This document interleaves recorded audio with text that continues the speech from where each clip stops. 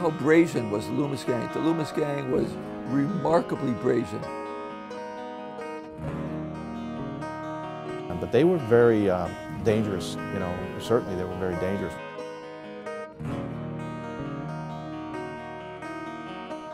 You didn't want to take them on. If you took them on, it wasn't going to be good for you. Fear, control. They destroyed a lot of people's lives. And they used the term, you'll burn. You'll burn tonight. And sure enough, that night their barn would burn. If you crossed them, they would get back at you, and they had very good memories. Well, the law obviously couldn't really protect anybody, you know, apparently. They just could pretty much do what they want. They did not try and hide what they were doing, partly because they knew they were untouchable. There's the term virtuoso, being very accomplished at your occupation. Well, they were virtuosos of crime.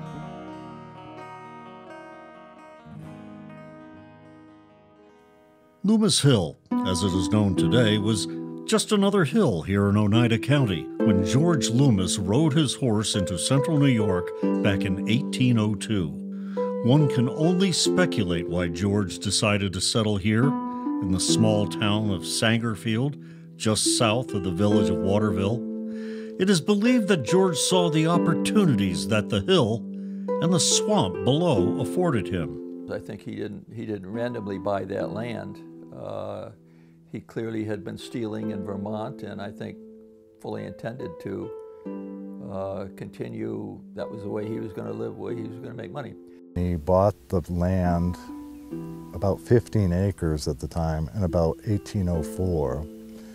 And he bought it because of the swamp and the hill. You know, he could hide his stuff in the swamp, and the Loomis Hill he could go up top and see in all directions. I would guess that George Loomis looked at this both because it was relatively good land for farming, and they did use it for farming. Whether he was aware of how useful the 9 Mile Swamp would be, I don't know.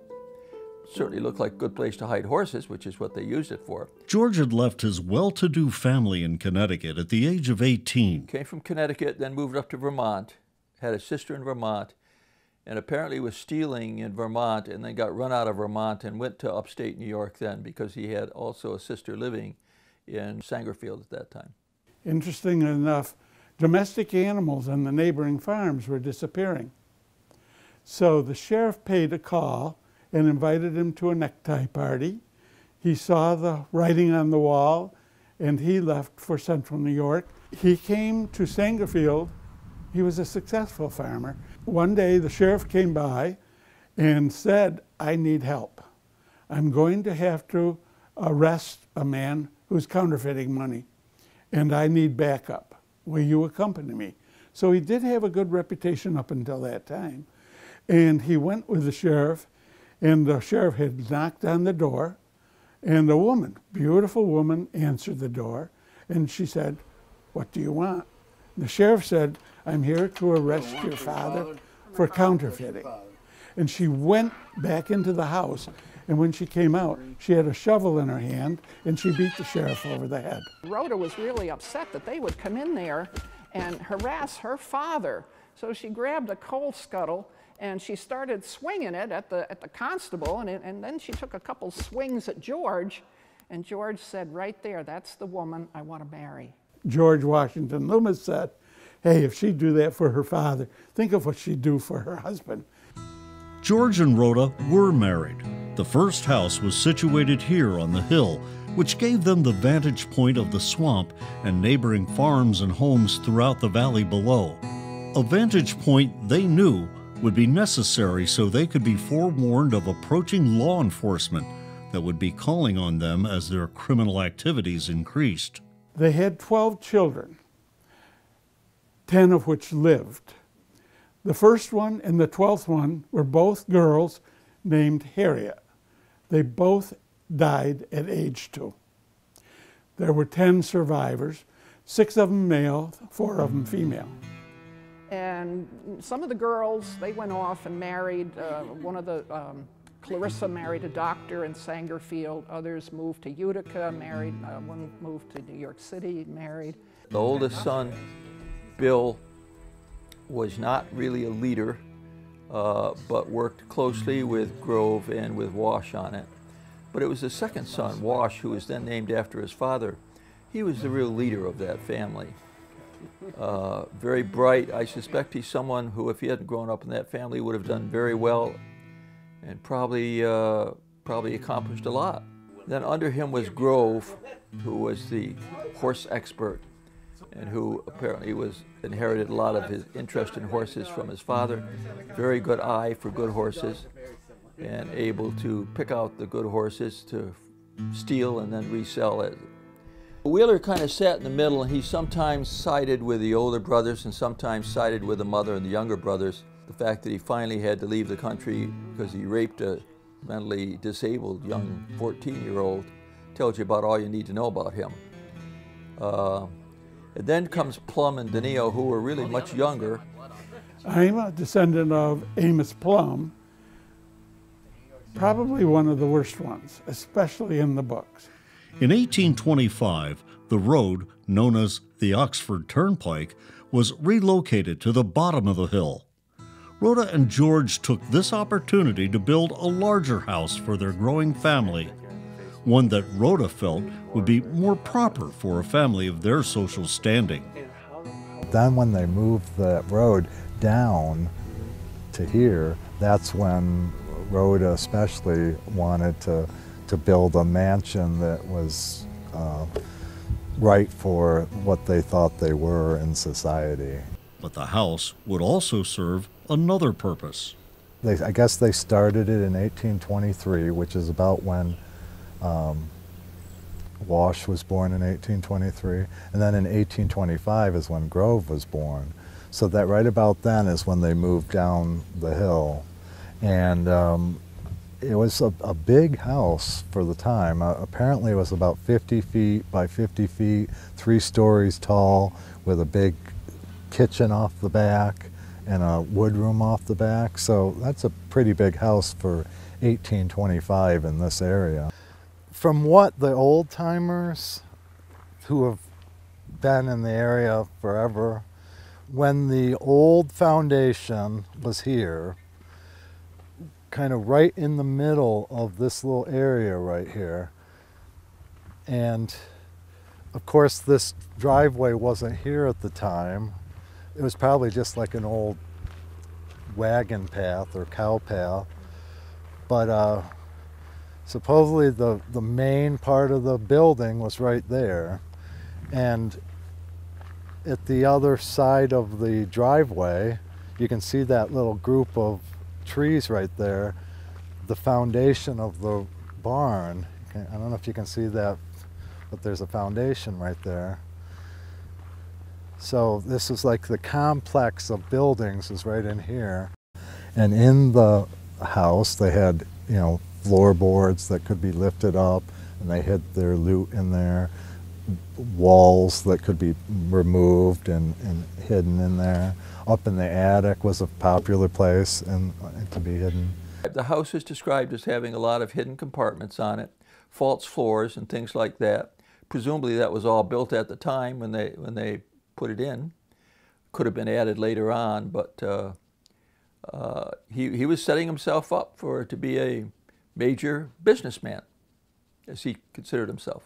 At the time they moved into the new house, the children were still young and impressionable. Rhoda took advantage of that by teaching them the way of the Loomises. They were taught from childhood to be criminals.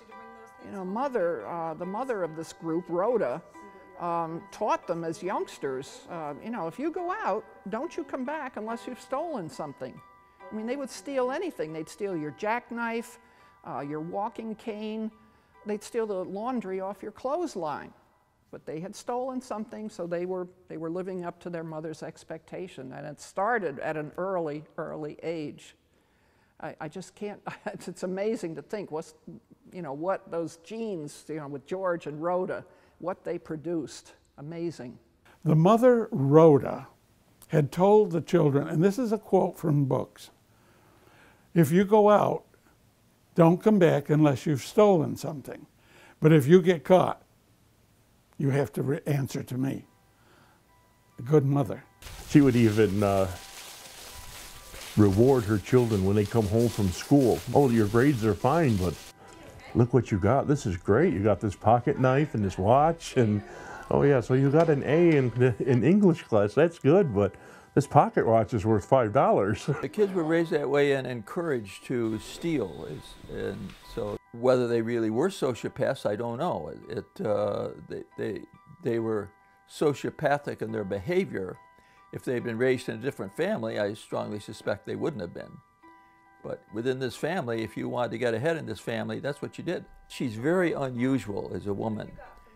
For a woman to teach her children to be dishonest, to steal, it doesn't happen very often. Especially from a woman who is relatively well off. While Rhoda taught the kids the art of thieving, George schooled them on the importance of the swamp for their criminal activities.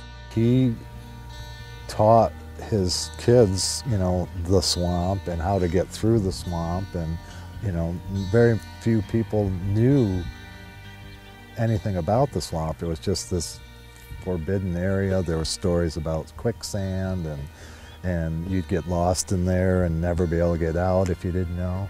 Even to today, it's very rustic down there. I mean, you get yourself in trouble pretty quick down in there. It can be pretty eerie in there. Because I mean, other than the traffic that you can hear from the neighboring 12 and some of the other roads, but it's still a little distance off. I mean, you could hear that, but you're very alone out there. The 9 Mile Swamp actually played a large part in all of this because that's where they kept a lot of their animals and stolen goods. Well, the swamp was very important because horses were really their main livelihood for at least in the early years. They were making a lot of money by stealing horses, and you can't put them all out in your pasture, they're too obvious. Put them down in the 9 Mile Swamp and you could hide a lot of horses down there. George and Rhoda would run the gang on a regional basis for years. It wasn't until the return of the second son, Wash, and after the death of the father that the gang would swell to close to 200 members and become notorious for spreading fear throughout New York State and beyond. Wash Loomis had come back from California. He had been brought up on charges from stealing something, so he took off to California for the gold rush. And then his father, was not well. He came back and caused quite a stir in town because most people thought he had been killed in a gunfight out in California. And that's when the one Loomis gang, or the Loomis family, turned into a gang. Yeah, George Sr. died in 1851, and Rhoda became the matriarch of the family, but I believe that Wash was really the brains of the operation.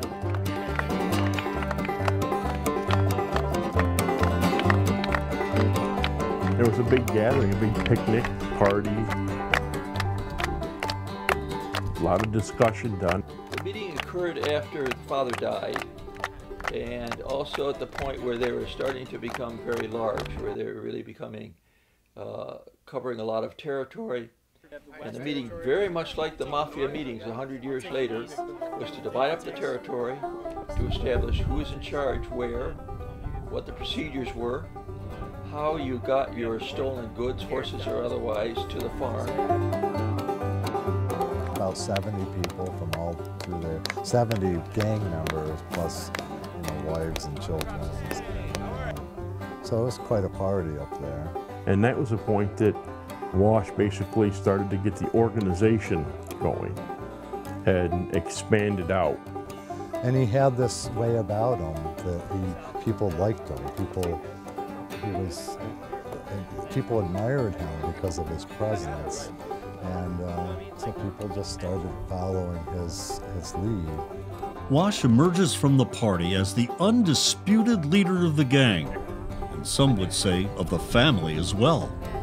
However, Rhoda had her hand in successfully running the gang for years, and perhaps felt that her second son was overstepping his boundaries. Rhoda liked the fact that it was just a family organization. Right. They'd steal something, come back, they'd get to keep whatever money. Once Wash started expanding the operation to outside the immediate area and up to about 200 people at its strongest. Wash was more of a thinking, organized crime, big picture, where Rhoda was more for the present and now.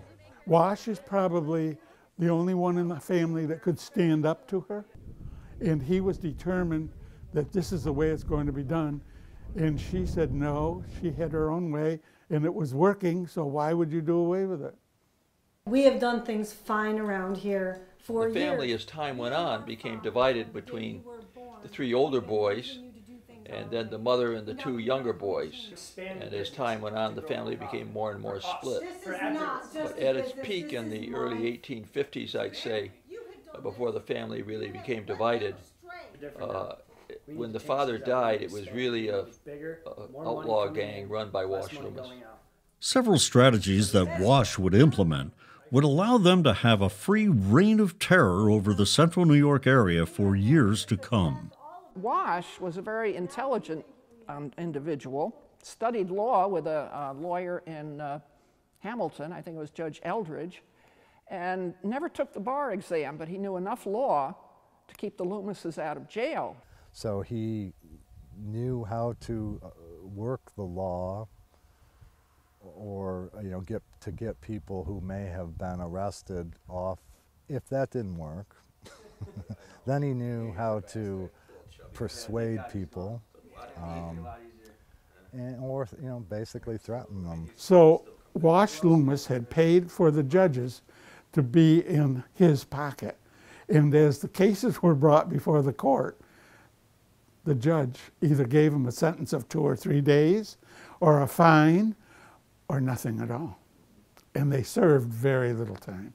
Keeping the neighbors happy, which they started doing in the 1850s after their big meeting in 1852, that was very effective because by the time the sheriff and the other law enforcement officials got to their house, they were already warned that people were coming.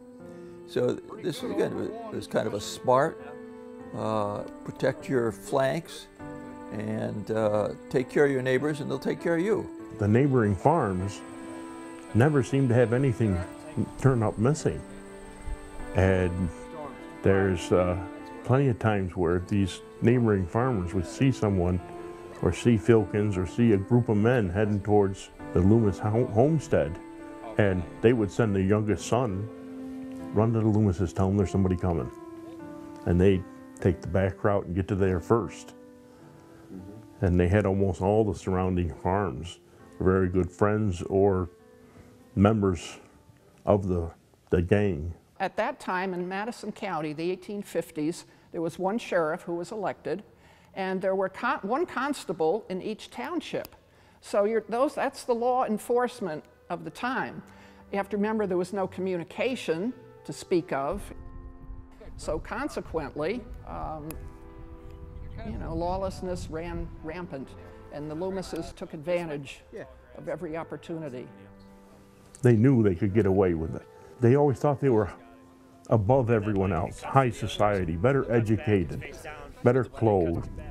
So they thought they were superior to everyone else. They would either bribe judges or bribe lawyers or bribe the sheriff, or if that didn't work, then they would use intimidation. Apparently everybody, most of the people were crooked, the judges and lawyers and the sheriffs. However, there would be one formidable foe that refused to be bought off or threatened and became a thorn in the Loomis' side for many years. A blacksmith from the town of North Brookfield in Madison County would become constable. His name was James Filkins. Lived in North Brookfield, and he was a blacksmith. He was apparently working in Hubbardsville, which is right across 9 Mile Swamp. It's only about 3-4 miles from the Loomis homestead on it. He clearly knew the Loomises. I don't know what influenced his animosity towards the Loomis Gang, but it could have been some previous history, you know, of some sort. But he certainly was their nemesis. Well, the one adjective I think I would use to describe him is pugnacious. I don't think he was a very large man. I think he was a pugnacious little fella who wasn't going to take any of that nonsense from this gang over in Sangerfield. And he almost took it personally. He clearly had a hatred of the Loomises that went back a long ways.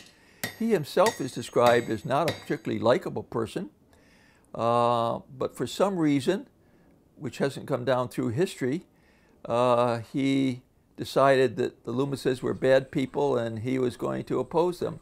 I think he was an individual who just really understood, you know, how dangerous these people were. And I think he, you know, just had this sense of justice that he wanted to take an active part. People knew that he didn't like the Loomises, so they asked him to run for constable, and he won. Nobody else wanted the job, so they made him constable. And he immediately started going and trying to get the Loomises arrested for various things on it. Just as the new constable was elected, there was an uproar in the community over missing sheep. Many farmers were waking up in the morning to find a number of their herd missing. Wash Loomis hatched a plan that would eventually lead to the Loomis's first run-in with the new constable. Grove and Wash became part of this posse in a way to come out, and they led the group out to Hamilton to the farm of Jeremiah Clark, who is in possession of the sheep, no question about it. And when they challenge him, he claims that he bought the sheep from the Loomis brothers. And this big argument starts and a serious fight breaks out. And as the Loomises were taking the sheep, a fight broke out. Jeremiah was badly beaten, and his brother William ran to save his skin. Clark now tries to bring charges against the Loomis for highway robbery. And that started, and then they try to support, the Loomis tries to support charges against Clark for being in possession and the theft of the sheep. When the sheep farmer placed a claim finally against the Loomises, that was the first one that Filkins went and served. And, Filkins was involved in serving the warrants on the Loomis brothers on Plum, Wash, and Grove. Plum jumped out of the window and ran. Plum escapes through a side window. Filkins sees him and gives chase.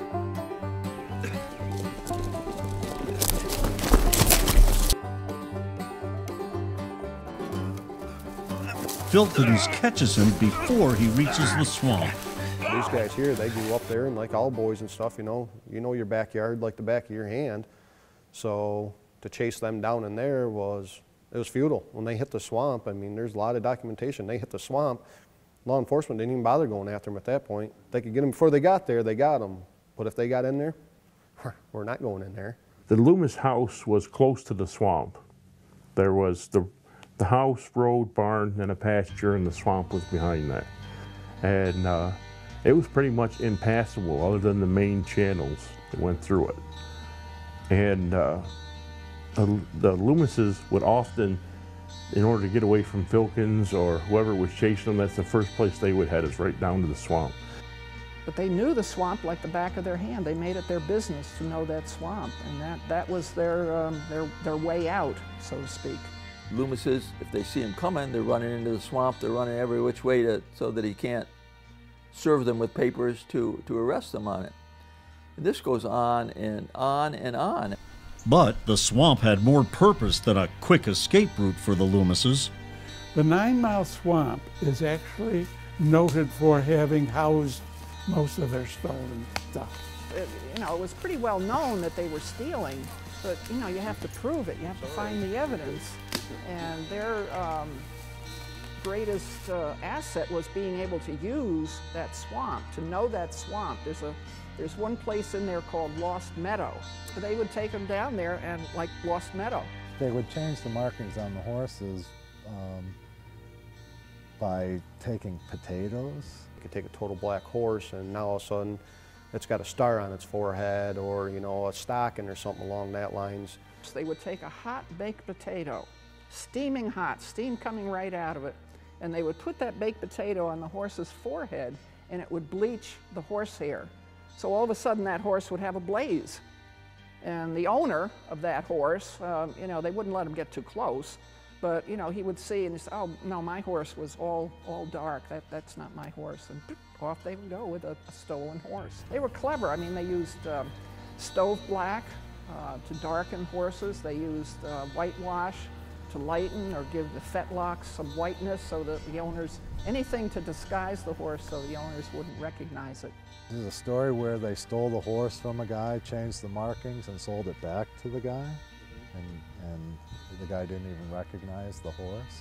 I guess there's also a story where he stole a horse and the owner of the horse knew exactly where to look, okay?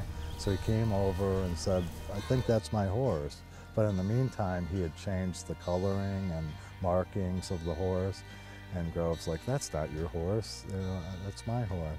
Apparently the guy had taught the horse tricks. So he'd call the horse came running, the horse would kneel down, it would roll over, it would do all these tricks, dance for him. And at that point, Grove realized that he wasn't going to be able to get away with this. So he just opened up the gate and let him take the horse away. Stealing a horse at that time in the 1840s, 1850s, 1860s was like stealing a car. That was your transportation. It was something you invested a lot of money in. Some of the horses would go for up to $1,000 if they were really good horses. Most of them probably for 100 to 200, somewhere in there. If the horses were missing, everybody knew where the horses were gone. There was one other location that was believed to be an underground barn, an underground stable, that they did a lot of their changing of the markings, but most of it was done in the swamp. They would hide horses in, I don't know, somehow they would have a haystack, but it had, you know, it was open in the middle, and they put horses in there. They were ingenious. You know, there's a term virtuoso, being very accomplished at your occupation. Well, they were virtuosos of crime. They were geniuses. What are you going to do? The pugnacious constable would experience the genius of the Loomises firsthand. After his first arrest of Plum, Filkins and his posse had taken him to a hotel in Brookfield to hold him. Plum reportedly escaped through a second-floor window, landing on a waiting horse for his getaway. A few days later, the constable of the village of Oriskany Falls locates Plum, along with Grove, at Plum's girlfriend's house. Once again, Plum escapes. Getting charges to stick to the Loomises was near impossible due to the tactics that Wash would employ, charge after charge. So he was, as you were at that time, he was trained as a lawyer. And again, that was very important to him. That also allowed him to figure out how to beat the law because he knew something about the law, so he wasn't intimidated by the law. They were charging Filkins with abusing people and doing raids without any warrants. So they'd hoped to get him in jail, and if they could get him in jail, then they thought, you know, then we'll be able to kind of go about our business. So they were both trying to use the legal system to put the other away. If Filkins arrested Dino or Grove, Wash would get the lawyer to put a warrant out for Filkins. You know, for some other, you know, roughing him up, crossing the county lines, illegal search. The Loomises could get charges dismissed for a whole range of reasons. You know, anywhere from it would take too long to where the judge believed the Loomises' word and dropped the case. And that was one case when he caught Wash with a stolen horse, red-handed, caught him with it, and went back to the judge 6 months later and said, well, what's going on with this case? Filkins did. And the judge said, I dismissed it for lack of evidence, and I believe Mr. Loomis. Filkins was furious. And he would haul them away, and they'd get to jail, and they might be in there for a couple days, maybe a week, and then something happened. They lost the indictments, or somebody who was supposedly filing charges decided that they weren't going to file charges anymore, stuff like that. So they all had a way of working around it. So time and time and time again, they would be hauled off to jail, and then they'd be back. Filkins embarks on a campaign that is designed to be an irritant and at the same time hit the Loomises where it would hurt the most, in the pocketbook. If he did 50 warrants and he only got, say, for argument's sake, 5 of them that they're actually indicted on because, every one of them did jail time at one time or another. The money that it costs for lawyers and getting them out for bonds. So I think part of his dealing with that was just to kind of hit him in the pocketbook, and if your pockets aren't real deep or if the well starts to go dry, then you start doing other things and you can start making mistakes. They're a thorn in my side, so I'm going to swing at these guys every chance I get, even if I know it's not going to stand up. Well, if I yank you out of bed at 1 o'clock in the morning, throw you in handcuffs and drag you down to the courthouse, and it's just at the least it's a mild inconvenience.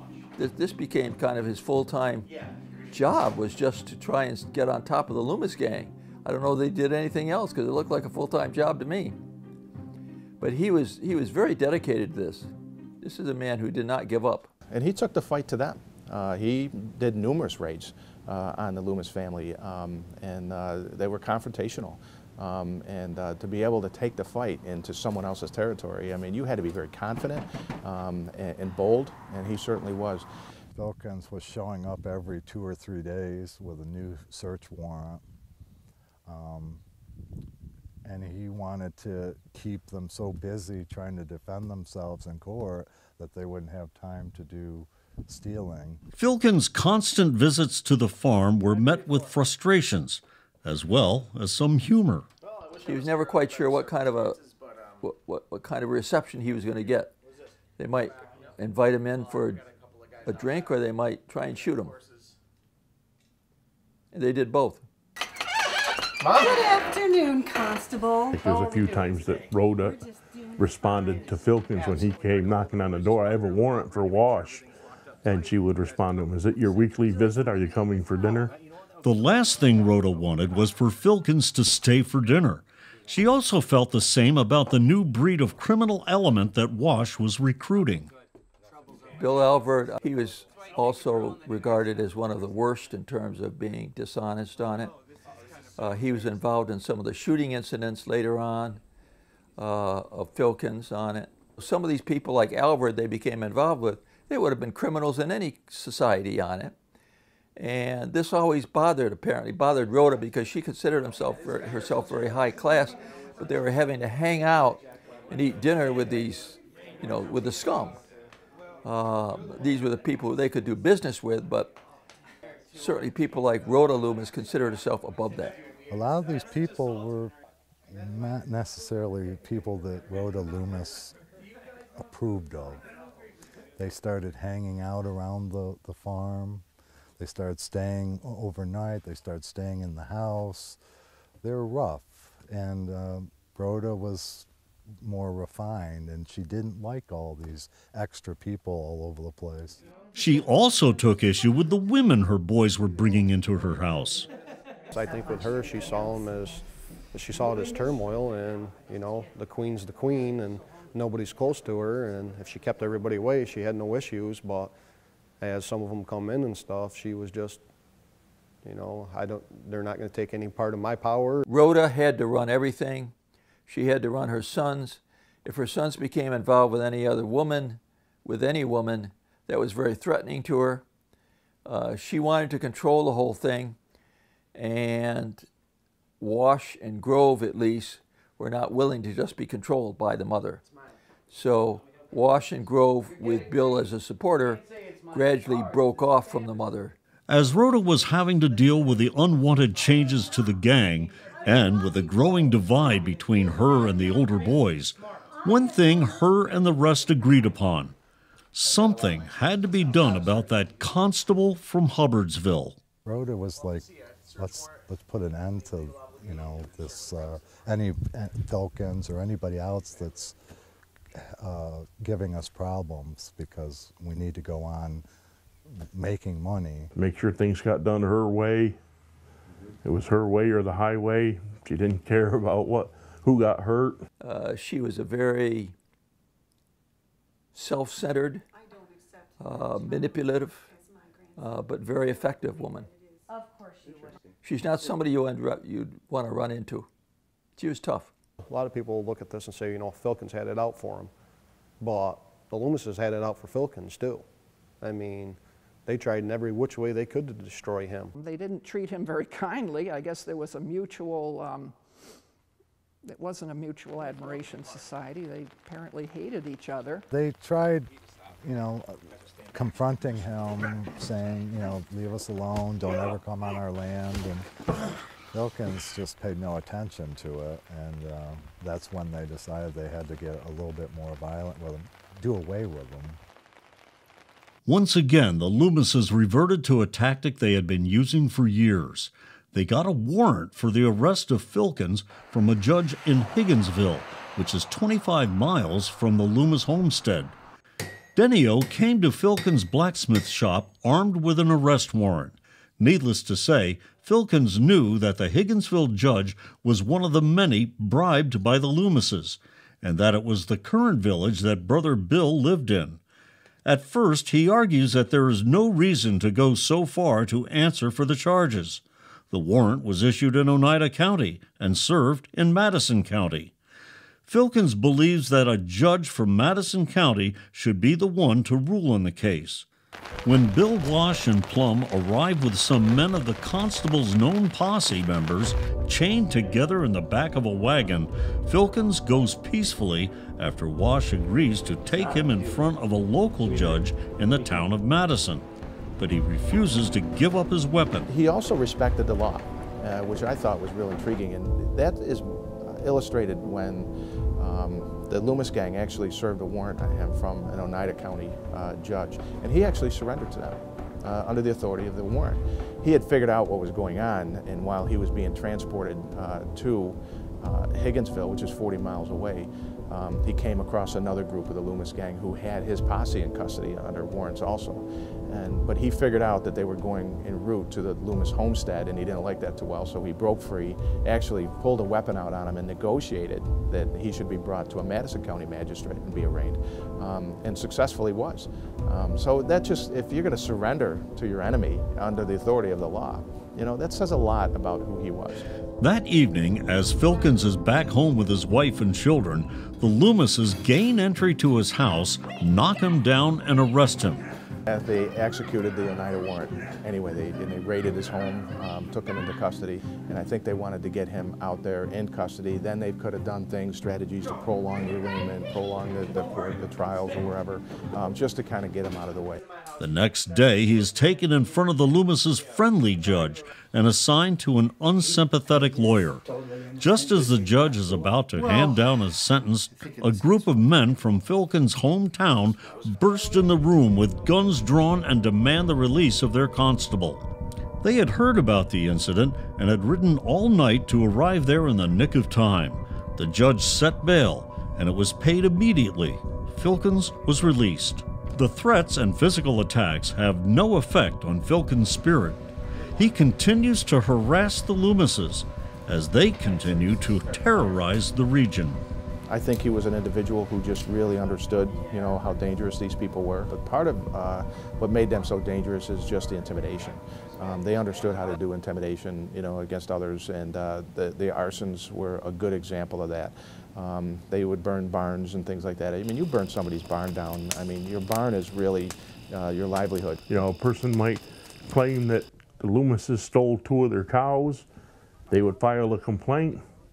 The next night their barn was burned. He lost all his crops, and depending on whether he got his livestock out, he could have lost everything. You know, if they got in a conversation or even in an argument with someone, and they used the term, "you'll burn."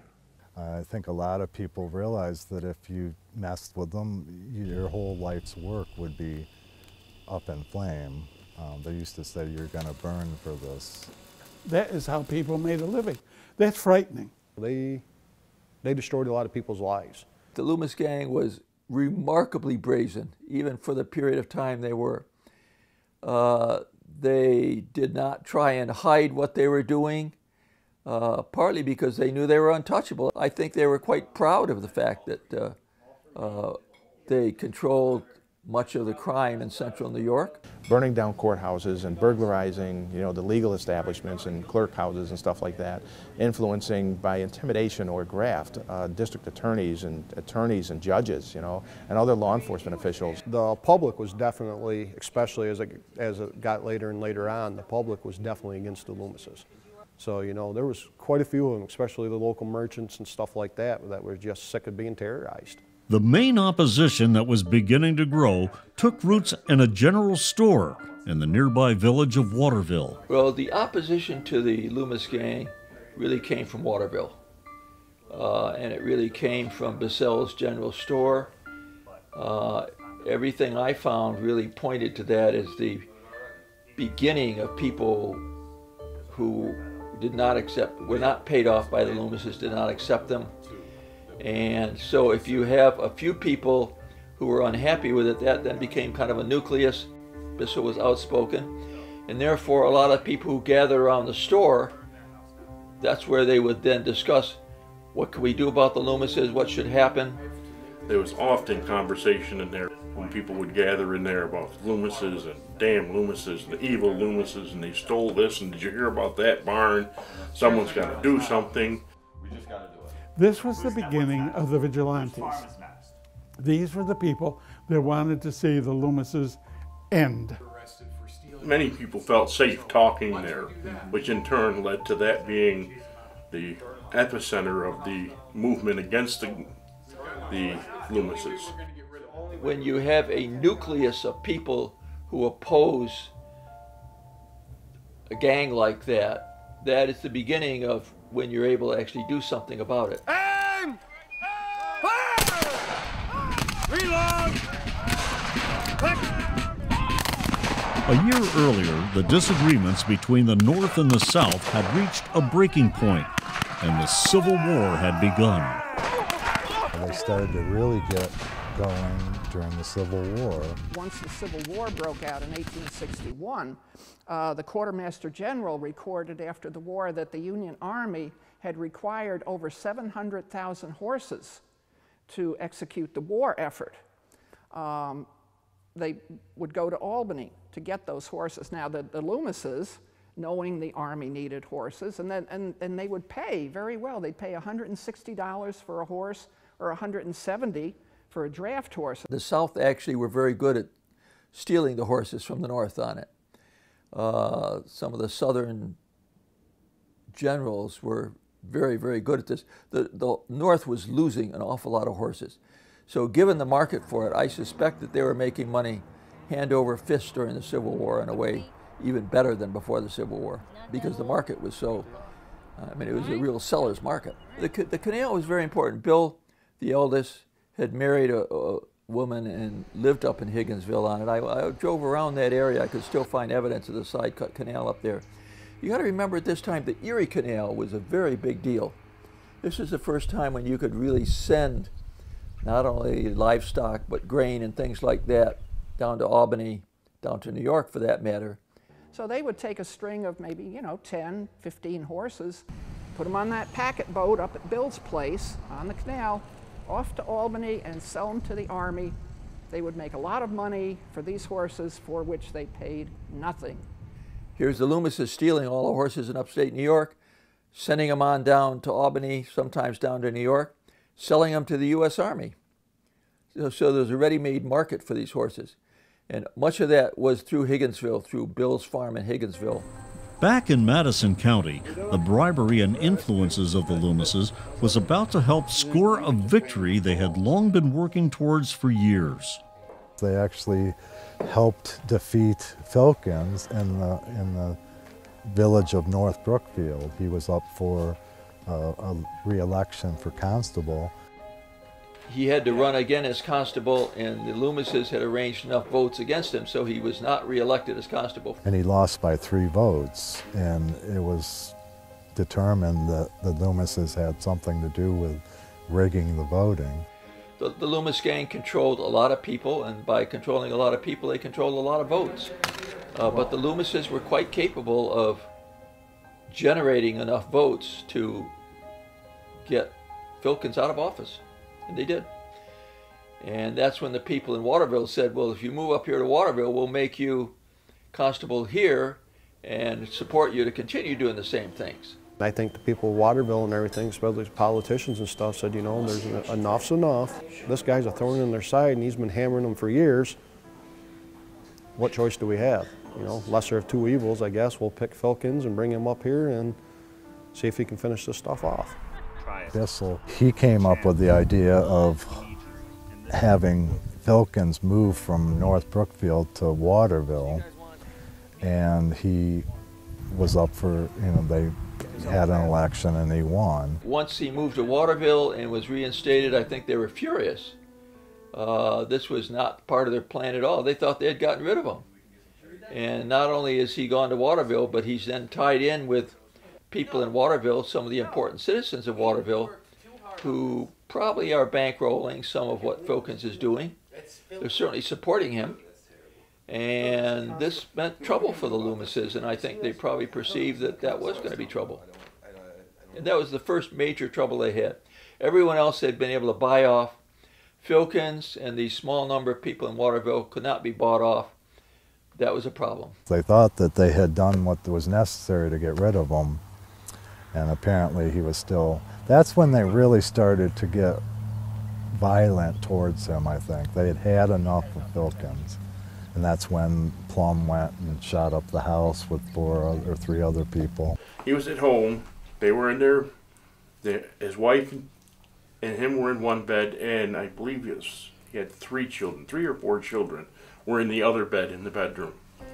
There was a pounding on the door, and someone said, "Constable Filkins, we need you out here." And he got up, and he remarked to the effect of, you know, "What do you need me this late at night?" Plum had pretended to be somebody else, but Filkins heard his voice and recognized that it was Plum. And apparently all of a sudden,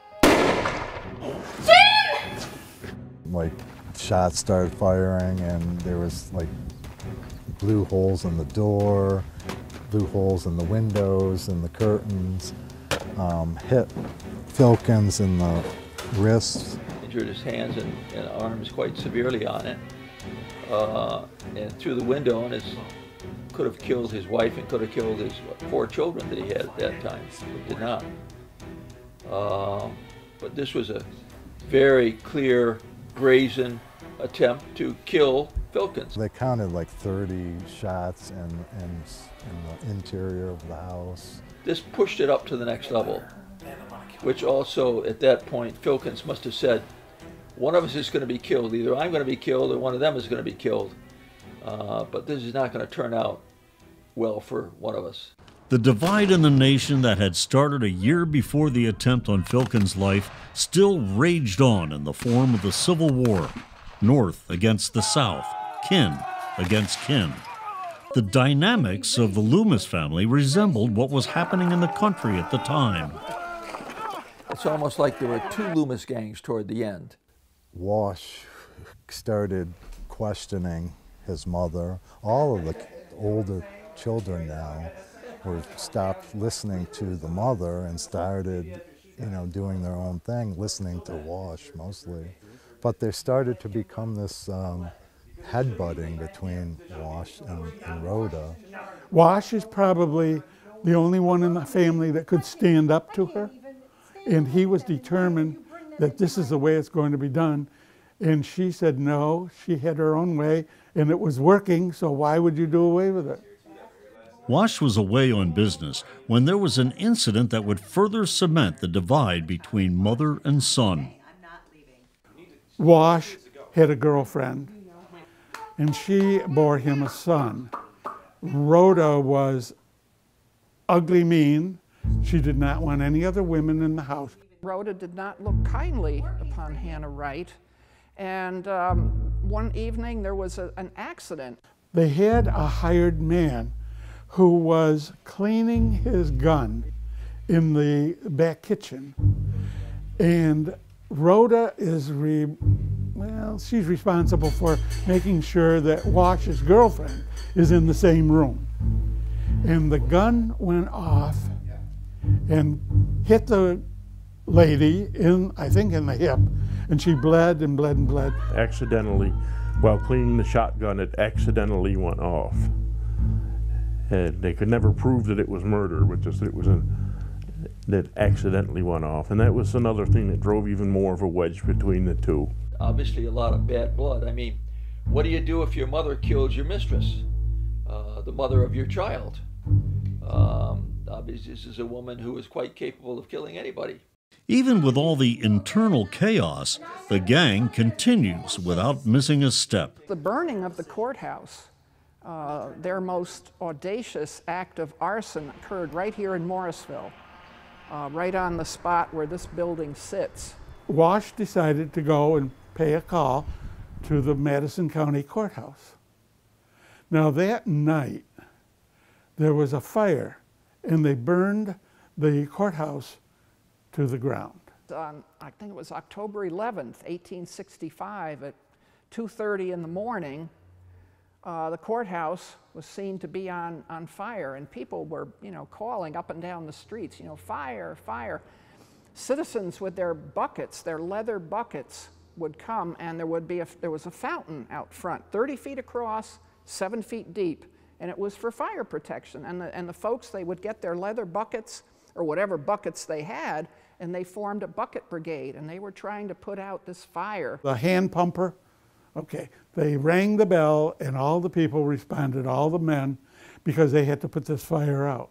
And as they were pumping, Wash joined in. And the men started pumping the brakes on either side, and pumping, and nothing came out, because it seems that the hoses had been cut. So nothing was going to come out of those hoses. And consequently, the building burned down. It burned to the ground. And who was in the crowd helping put out the fire but Wash Loomis? The sheriff talked to Wash Loomis. And he probably said to him, well, Wash, what are you doing here at 3 o'clock in the morning in Morrisville? And Wash probably said, well, I'm here on business. And that was kind of one of those deals, you kind of thumbing your nose at everybody. Yep, I'm here to help, but. And it's amazing, but it said that there were some indictments pending against the Loomis boys. And I guess, now it's never been proven, but we feel, and many of us do, that it was the Loomis gang that burned the courthouse, that cut the hoses, set the fire. And they felt that the indictments were here in the courthouse. It kind of makes sense. However, they weren't. They were in the clerk's office, which was right next door, the county clerk's office. So, in effect, the building was burned for nothing. Yeah, it's incredible, and even more so is that they dared to do this stuff because they thought they were invincible.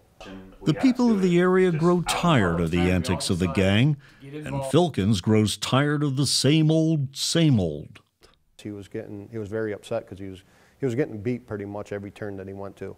Yeah, he'd get them on a couple charges here and there, but between their lawyers and having different people in their pocket in the right places, they were able to run roughshod over everybody. And I mean, if I put myself in Filkins' shoes, I'd probably, especially as a law enforcement officer, I'd probably stick in my craw a little bit, pretty hard too, Come to a point where Filkins had gotten so frustrated with the law that the law was above them, that they couldn't do very much legally against the Loomises. His hatred after a while got to a point, especially after them trying to kill him and everything, to where he said, you want to know what? They're trying to kill me, this ups the ball game, and this is what we're going to do now. Then he started to become more kind of almost like the way the Loomises were, fighting fire with fire. We've tried everything else. We cannot make the indictment stick. We can't get them in jail. The only solution is to kill the head of the gang. The head of the gang was really Wash. One of the Loomises or Filkins or somebody, they were going to die. 3 o'clock in the morning, pull Wash Loomis out of bed. Now this is around October 31st of 1865. And Filkins had decided, he's going to put a stop to this Loomis business. It was Halloween night. Filkins and 3 or 4 others go over in the middle of the night and call out Wash. Wash comes out back, and Filkins kills him. This is where Walsh was murdered, was right in, somewhere in this area. Basically, we had all went to bed. That night, there were reportedly around 17 gang and family members at the house. The events of that night play out in the coroner's inquest that people in the house swore to a few days after Wash's death. 4 people showed up at the house, Filkins being one of them, and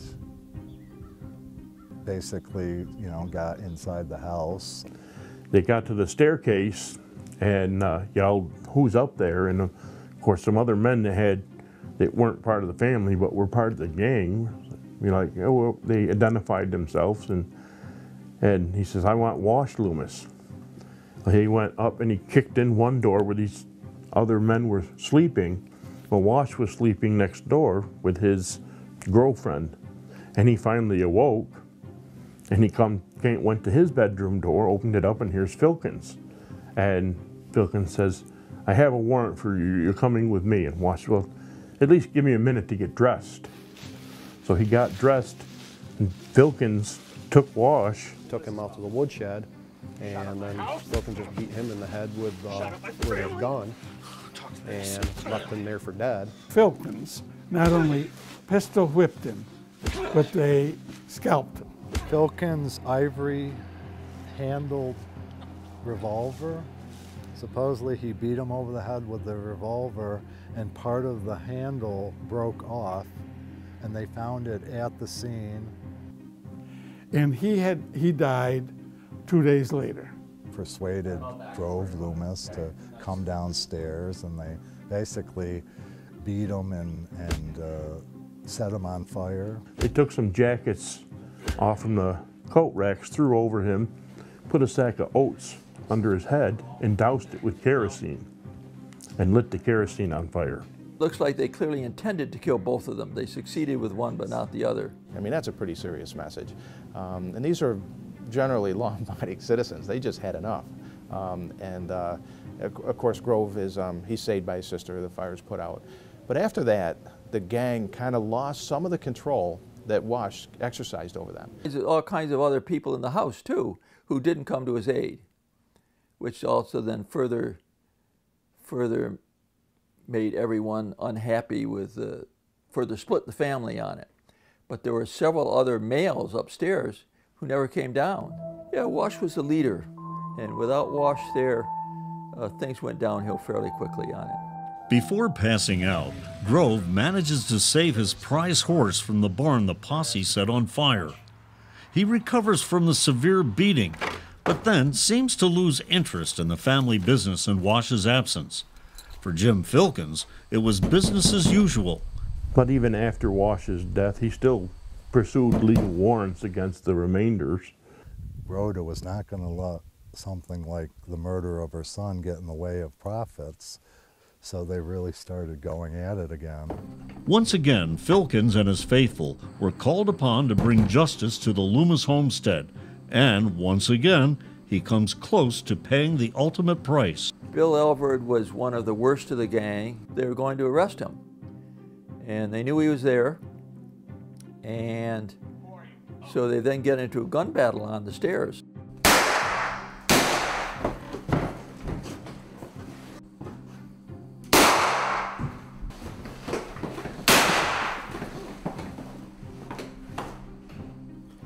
But again, either they're not very good shots, or because nobody's killed, or their guns weren't very good.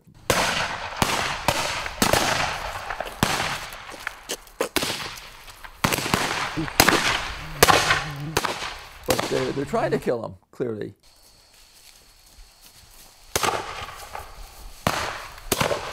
Filkins is shot a couple of times. And then Elverd is injured and is alleged, at least in the story, to be dressed as a woman and driven away by, I think, Denio or Plum to get him out of town. Everybody ready? The war that divided the nation had ended. The local boys returned from the battlefields with a whole new perspective of the world. The Civil War ended, and all those veterans came home from the war and saw that the Loomises were making money hand over fist, illegally. and they're off trying to save the Union. And the veterans did not look kindly upon this activity. They had all been through war. They'd seen killing, seen deaths, even seen deserters, I imagine, shot or hung. They became very rich during the Civil War when everybody else was off fighting. All the local men and boys were off fighting. The Loomises, who had 6 or 7 men of fighting age, weren't doing anything for the war effort except making money. And so that didn't really make a lot of people happy. They were sheltering deserters.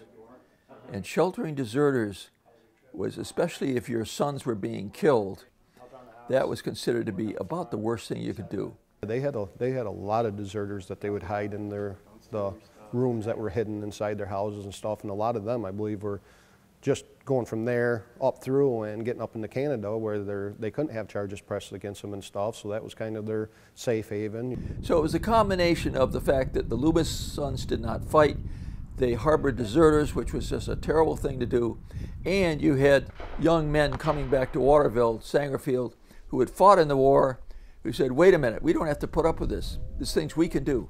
We know there's other ways to deal with this problem.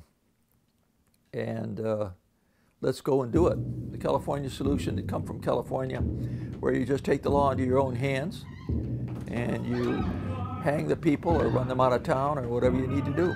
That's when the local Civil War veterans from Waterville, Madison, and Hamilton, probably some from Brookfield, all converged on the farm. And they were about ready to burn the whole place with the Loomises in the house. And apparently somebody thought that wasn't really a good idea. They organized a posse of, I don't know, 150, 175 men, many of them veterans, went over to Sangerfield and they burned out the homestead. Interesting notes was Rhoda and her daughter and the ones that were the Loomis family that was there, they were running in the front door and bringing out casks of maple syrup and jugs of whiskey and pieces of furniture and pictures. And when they would go back in, this lynch mob would grab that stuff, take it around the side of the house and throw it back in the window. Amos Plum, my great-grandfather, part of the gang, and the vigilantes came. And there was a tree in the front yard, and they were determined to string them up. They wanted information. They didn't care how they got it, of who burnt the hotel, who was the ones that went after Filkins to kill, and a bunch of other things. And that's when they took Plum and they strung him up the tree on his tippy toes a couple different times to get him to talk. They took Plum and hung him until he was unconscious. Then they revived him and hung him a second time. He was hung 3 times and let down until he was perfectly senseless. Tongue would swell, his face would turn purple, they'd drop him, throw water on him, and, you know, tell us what you've done. Finally, he just couldn't take it anymore. And they lowered him down and he said, okay, please don't hang me again. I guess after the 3rd time was when he basically was telling everybody what had happened to local who had broken into this place or who had stolen that. Then in the end, the house was fully engulfed in flames. There was nothing left outside but the one trunk of clothes. The barn was burning. And that was basically the end of the Loomis family. And they were told, you have 3 weeks to get out of town. Shortly after the burning of the Loomis homestead, Filkins goes on trial for the killing of Wash Loomis. Roscoe Conklin returns from Washington, D.C., where he was a member of the Senate, to represent Filkins. He had it put off a couple of times because it was conflicting with his schedule in Washington. But he came back specifically to try and get Filkins freed. Trial for Filkins, I mean, the evidence was overwhelming against him. And what Conklin did was got Filkins released on a technicality, that the original indictment was illegal, and got members of the grand jury to say that if they'd known X, Y, or Z, they would not have voted to indict on it. So once you established that the indictment was illegal, then Filkins had to be released. So Filkins was not found not guilty. Filkins was never tried. The only thing that was tried really was the legitimacy of the indictment. And again, this is the kind of clever thing that Conkling was very good at. Everybody knew that Filkins did this. There was nobody who doubted that at all. But if they could get him off on this technicality, and of course then it was never brought again, basically they got him freed. As much as he was set by the law, when it was all said and done, he was just as barbaric as they were in the way that he ended it. You know, I think if he hadn't have been put up on murder charges, he may have been come across as a more, in the area, more of a hero. You know, he did what he thought was necessary, I guess, at the end. And I think if I remember correctly, his grave is on the side of the cemetery facing the Loomis property. Whether that was intentional or not, I don't know.